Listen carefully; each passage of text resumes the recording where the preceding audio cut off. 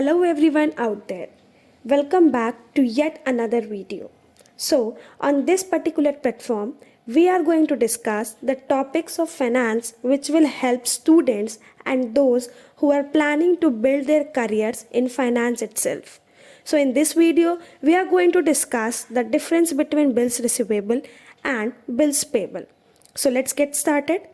So, as we know, current assets and current liabilities are a company's two main sources of working capital.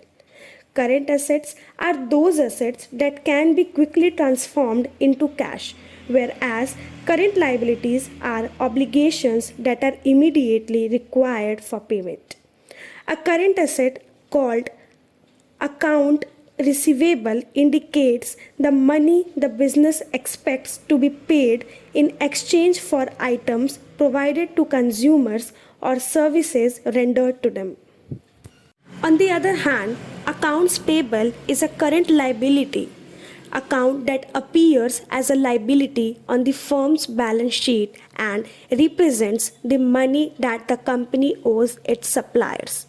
These two terms often cause confusion among accounting students. However, there is a fine line difference between account receivable and account payable. Now, let's compare the accounts receivable and accounts payable. We will here only discuss the significant difference between accounts receivable and accounts payable. So, the first basis for comparison is their meaning. So, as we have discussed earlier, the amount of money for future sales made on a credit basis is shown in accounts receivable, whereas the money that must be paid within a short period of time to creditors for the sale of products and services is known as accounts payable. The next difference between the both is the status.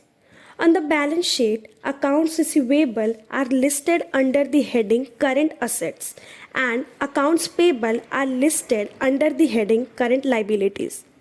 Now, the next difference is the concept. Account receivable shows the sum that will be collected at a future date, whereas accounts payable shows the debt that will be settled at a later date. Now, coming to the next difference, which is represents the money. So, cash is increased under accounts receivable because money is to be collected in this, whereas accounts payable has the exact opposite effect because debt is to be discharged in this. Another difference is outcome. So, accounts receivable is the result of credit sales.